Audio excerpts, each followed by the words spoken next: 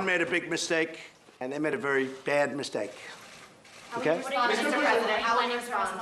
You'll find out. You're planning to do something? You'll find out. You'll find out. I mean, obviously, you know, we're not going to be talking too much about it. You're going to find out. They made a very big mistake. It's the first direct confrontation between the two countries amid the current tensions, which began when Washington quit the 2015 nuclear deal. Caleb Maupin reports.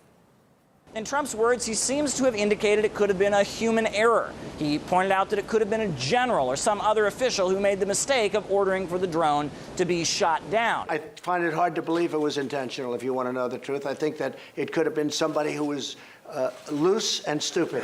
Now, Iran has said that the drone did indeed enter their airspace and violate their territory, and that they intend to go to the United Nations in order to prove this. They say that it was in the southern part of their country that this drone entered their airspace and that they shot it down for violating their airspace. At this point, we've got the Iranian foreign minister condemning the United States for what he calls economic terrorism. The US wages economic terrorism on Iran, has conducted covert action against us, and now encroaches on our territory. We don't seek war, but will zealously defend our skies, land and waters. We'll take this new aggression to the UN and show that the US is lying about international waters.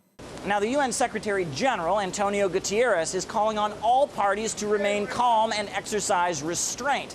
I strongly hope that the situation will be contained because, as I said, and I repeat, the world does not really need a major confrontation in the Gulf. Russian President Vladimir Putin recently said that an attack on Iran would be potentially disastrous. I'd like to say straight away that a military conflict between the U.S. and Iran would be a disaster, at least for the region. It would be an outburst of violence with terrible consequences. It's very hard to predict what would happen in the case of military force being used. Now, many observers have noted that it seems that the White House's policy toward Iran has been rather consistent.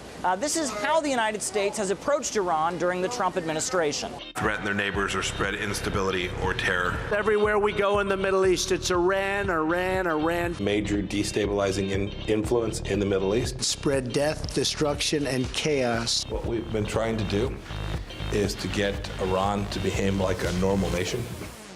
Now, the United States recently sent 1,000 new troops to the Middle East region in response to a supposed threat from the Islamic Republic of Iran. Now, on June 13th, when 2 oil tankers were attacked, the United States blamed Iran for the incident. However, Iranian officials rejected those accusations outright and said that it was actually their ships that were on scene to rescue the sailors who had been hurt and take them for medical assistance. So, at this point, all eyes are on the Middle East region. All eyes are on the UN, where international bodies will be hearing and taking up this issue. And all eyes are on Washington, as a response from the United States could be very possible. After withdrawing from the nuclear deal, the U.S. imposed sanctions on Iran and ended waivers for countries that import its oil.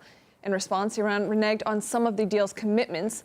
The tanker and drone incidents happened in one of the world's most important oil routes, the Strait of Hormuz. Tehran has threatened to close it if sanctions prevent it from selling oil. A top Iranian national security official, Ali Shamkhani, told us Iran has never attacked anyone, but is ready to repel any U.S. strike. You can find how Trump's statements always differ. For example, statements from yesterday and today. He also contradicts White House officials. Such political manner is devoid of logic and common sense.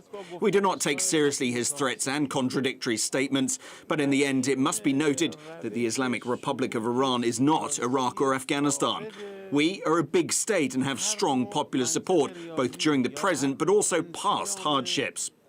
The Islamic Republic has been standing firm and never attacked anyone, and will not do that. But if we are attacked, the aggressor will regret it. At the same time, we strive for peace and security in our region. The policy of sanctions and the economic war launched by Trump against the Iranian people will not yield any results. This is a hostile policy that will be defeated as a result.